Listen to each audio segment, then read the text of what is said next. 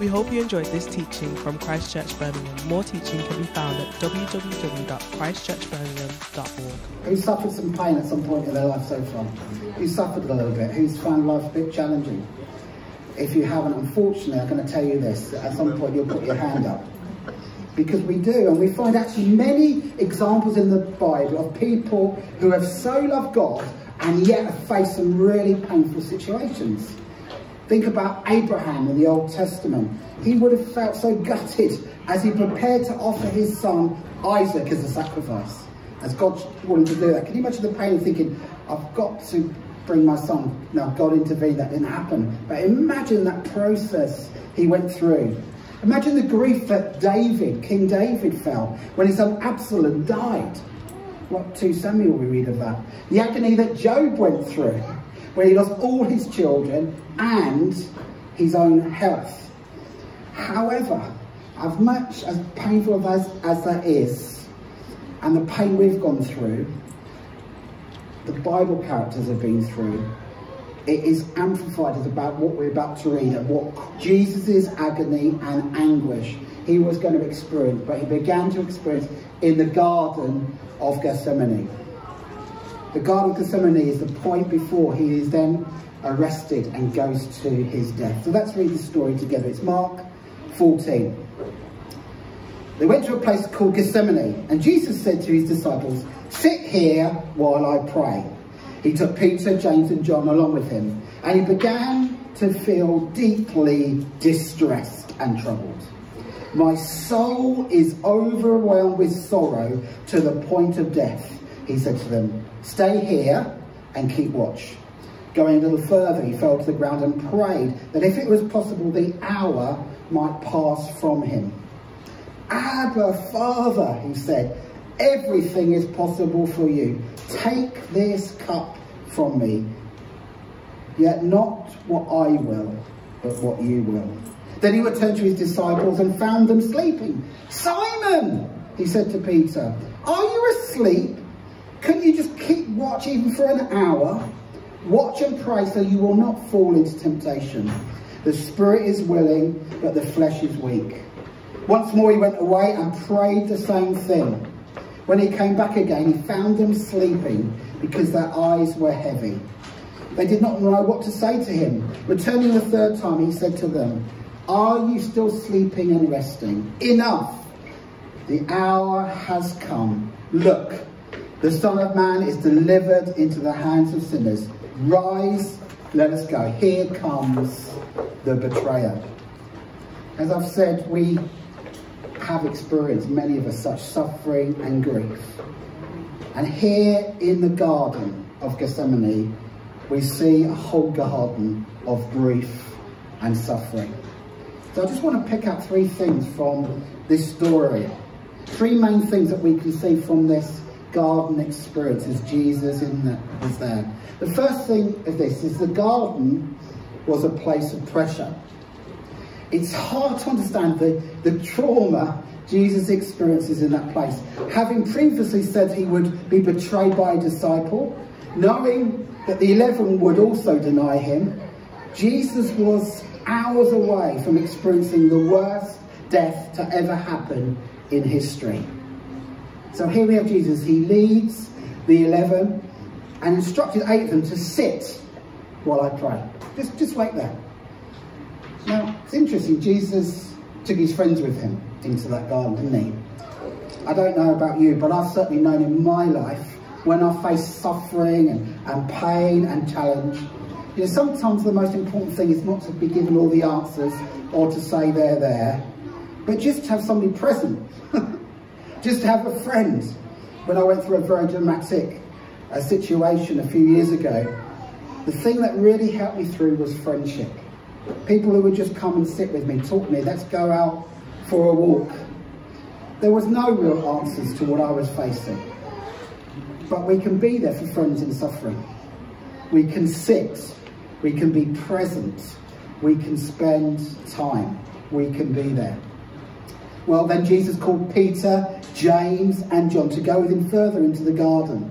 Now earlier Jesus had included these 3 guys when he raised Jairus' daughter from the dead, And then when he ascended to the Mount of Transfiguration. So these are the guys who are close to him. These are his closest buddies. They're there with him, and he says, come with me. He chose them to be witnesses of his grief, to see him in his grief, to understand something of what he was going through. And then Mark tells us that he began to feel deeply distressed and troubled. Greatly distressed comes from the word this. It means to astonish utterly, to alarm thoroughly, or to terrify. If we want to paraphrase it, it's this. He was struck with terror. Jesus was suddenly struck with terror about what he was about to experience. And the disciples must have seen that on the very face of Jesus and would never forget that. The word troubled there, it means distress of mind, or to be full of heaviness, or even depression. Jesus said this, he said, my soul is very sorrowful, even to death. You know, it's not sinful to feel depressed at times. It's not unspiritual.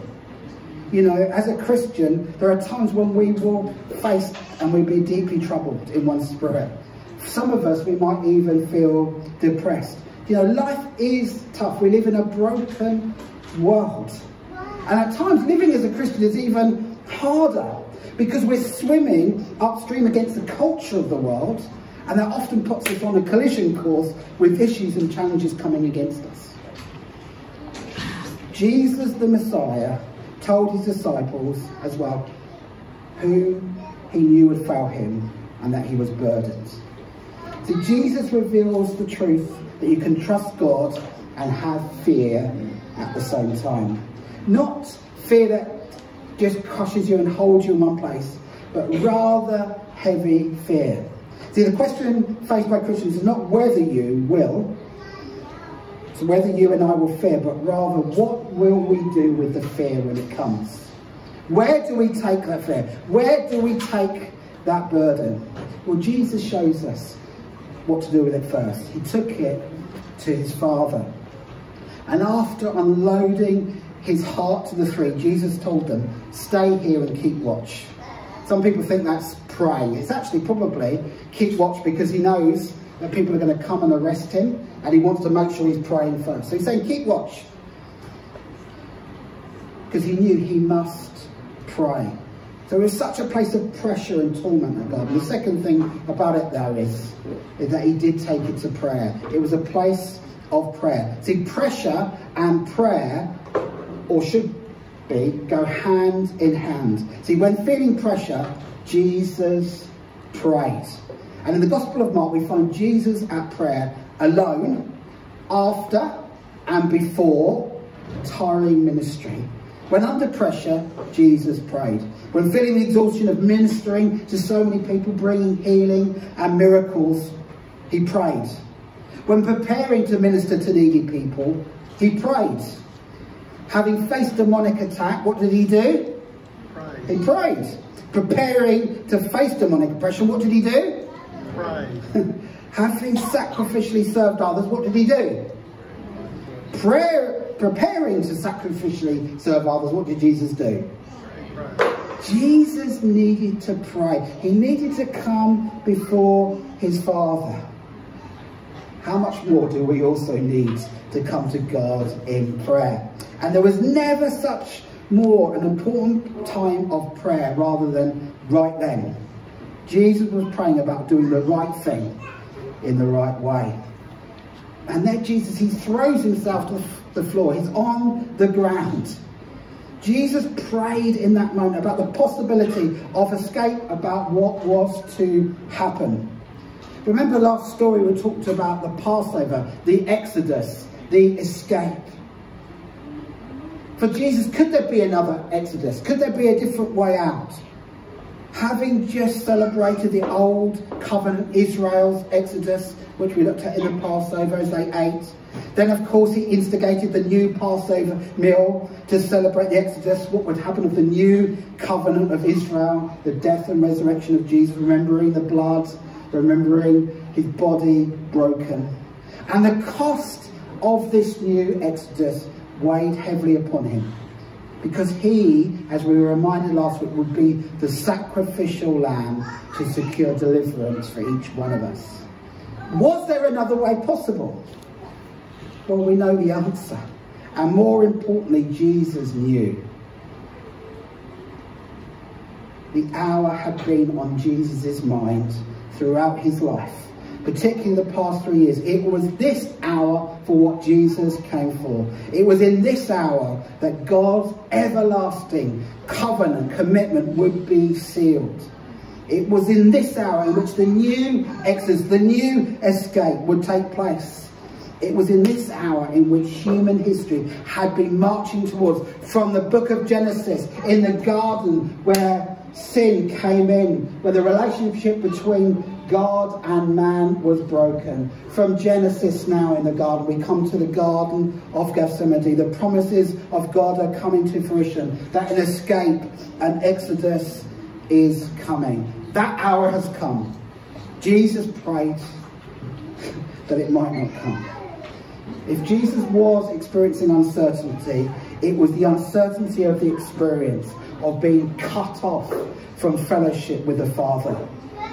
He did not know by experience what sin was, but at the appointed hour he was to become sin. And he was scared, he was terrified. But yet in the middle of what Jesus is going through, you know, I love how he talks to God. Verse 36 says this: Abba, Father, he said, everything is possible for you. He's literally saying, Daddy, Papa. It speaks of a relationship with God. It's one of respect, but it's one of intimacy. When considering the context of what Jesus was facing, what he was praying, this intimate address expresses incredible trust. He knew the power of God. He knew the love of God, the purpose of God. And it enabled him to trust God when circumstances pressed in on him. Then in the middle of verse 36, he gets very specific in his prayer. He says, remove this cup from me. The word cup, when we look at what it means in the Bible, it's a picture of God's blessings. We read that in Psalm 23 verse 5. But it's also a word that's to describe God Almighty's wrath and anger. Psalm 75 verse 8. See, the cup contains joy and judgment, redemption and wrath. And Jesus is saying, if there's another way, let me do it that way.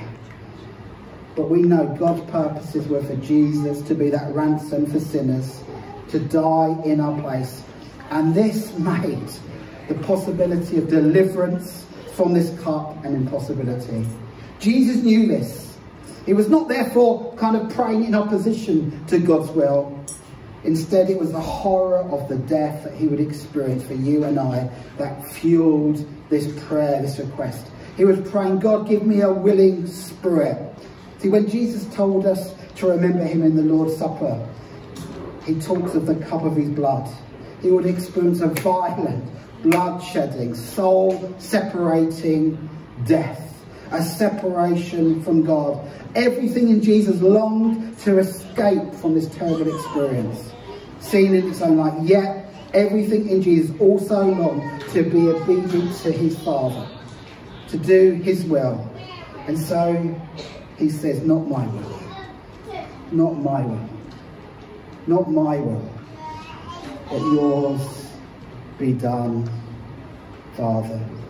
And then we see in the following verses, there's a literal wake-up call for the disciples. It says, he returned to his disciples and found them sleeping. Who's feeling a bit sleepy right now? We're kind of an hour later, aren't we? Oh no, we're early, we should be in bed. Oh no, we should have been at church. You know what I mean? But they were sleeping, they were tired. They were weary. Maybe they understood something of what was going to happen. Who knows? We don't quite know what they were experiencing, but they were asleep. It was late. He says, Simon, he said to Peter, are you asleep? Couldn't you watch for 1 hour? Couldn't you watch for 1 hour. You know, we're never going to need to experience Gethsemane. However, there are times when we do find ourselves deeply sad, burdened, even confused with what God is up to. We know his power, his person, and his promises. So why the pain? Why doesn't God sort out all this injustice? Why does God allow friends to leave me at times and enemies to betray me? Why the suffering? Certainly God has made a way to escape. And in such times we need to reflect on God's goodness and purposes. So often we don't understand, but we can align with God's will, and we can say, as Romans 8:15 says, and by him we cry, Abba, Father. See, in our pain and in our suffering, we can come to our Daddy, our Father. It's incredible what was going through in that garden. And yet the disciples, seeing maybe the suffering, understanding they were meant to keep watch, suddenly they're asleep. He's poured out his heart in prayer, and now the disciples are asleep. They're sleeping. When Jesus is surrendering his will to God, the disciples are sleeping. They should have been watching, on the lookout for those who would arrest him, but they fell asleep. I wonder how you might have felt as Peter, because Jesus singled him out. He calls him Simon, which actually means to listen. He was certainly not listening to God, and he wasn't acting like he was meant to be, Peter the rock. He'd reverted to sleepy Simon. How often we can be like that. Maybe Jesus' use of Simon probably stung, just like when a parent uses your full name. Stephen! The challenge Jesus brought, though, could you not watch 1 hour, highlighted Peter's boast that he would die for him and be with Jesus. Really? You can't even stay awake? Jesus wasn't just being unkind, he wasn't, but he was aiming to equip him with the rebuke. He had warned Peter that he would deny him. Peter should have been alert to the danger, being posted at the watch. He should have been alert, praying about how he would respond when this betrayal took place. His spirit was willing. His frequent boasting had proved that much, but his flesh was weak. See, trusting and obeying are not necessarily the default responses of disciples. And as a disciple of Jesus, I don't know the amount of times when I'm really determined, I'm wholehearted, and yet I kind of fall asleep. I get a bit weary. I stop taking watch. I just rely on others. But God has called us to responsibility in his kingdom, to wake up. And so lastly, as we finish this part, the garden was a place of perseverance. And he came the third time. So he goes back once, they're sleeping. He goes back a second time, they're still sleeping. Third time he goes back and he says to them as they're sleeping, are you still sleeping and resting? Enough! The hour has come. Look, the Lord, Son of Man, is to be delivered into the hands of sinners. Rise, let us go. Here comes the betrayer. See, in these final verses, there is another record of failure. However, if we look and listen closely, we see such a beautiful record of faithful perseverance. And it's the kind we need to watch and pray for. This is what a theologian called Ferguson says. Jesus remained faithful when his heart was breaking, when his cup was bitter, and when his companions were weak. When the cup was bitter, when he was breaking, when the companions were weak, what did Jesus do? He remained faithful. As Jesus struggled with what was in that cup, the disciples still snoozed. And we read for the third and final time, Jesus found them asleep and asked them, no doubt with some disappointment, are you still sleeping? It must have pained him. But if he didn't have his faith in the Father, he would have been despairing. I wonder if you've ever suffered serious setbacks when others have let you down, what you've expected of others. Maybe you've been hurt by those you thought were for you. Or if you've ever been faced what it looks like, failure. Maybe you can understand something of what Jesus was experiencing. The Son of Man faced at this time. I wonder how you would respond. How have you responded? With disapproval? With disgust? with despair. Jesus didn't respond in these ways. Instead, he chose to persevere, obeying the will of the Father, despising the shame, embracing the cross. He persevered in faith despite failures in his disciples. You know, as a church, as God's people, we often are failing, aren't we? We often make mistakes. We let one another down. We fail. We are weak. But Jesus perseveres with his church, his bride. It's beautiful. He's for us. He's with us. He's cheering us on. Jesus chose to persevere. Then he comes to this. He says, it is enough. It is enough. Wow. What was Jesus most likely saying? He said, okay, I've had enough time to pray. I'm ready. Though even in spite of my efforts, you're not. Sleep on. When Jesus got up from this place of prayer, he had a spirit of resolve and assurance. He was ready to go to the cross. Jesus is going out to meet his foes, his enemies, not as a victim, but as one who is a victor. The hour had come for the prophecy to be fulfilled, the Son of Man to be betrayed. Therefore, there were to be no more delays. Jesus had spent the last hours of freedom praying and was now prepared for what was to come. Rise, let us go. Here comes my betrayer. Jesus was ready through prayer. Jesus was ready. What he'd settled in prayer, therefore, must be carried out in life and death. He had prayed. He was ready. And those drowsy disciples are given two commands. Rise, and let's go. Why don't we just stand up? I want you to turn to your neighbour and say, rise, let us go. Don't go running out the room yet. We haven't finished, all right? Proverbs 6 verse 9 says this.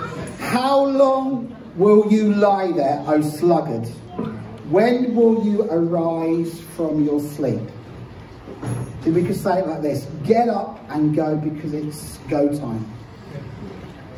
God is calling us to go. God is calling us to rise up. God is calling us to wake up, O sleeper, and rise from the dead and let his light shine on you. We are called as God's community to keep going, to keep reaching out. For some of us that involves moving. For some of us that involves going to that new neighbour.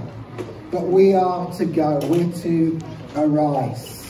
We're to wake up, we're to start sharing this gospel of good news again and again and again. We're to rise up and go.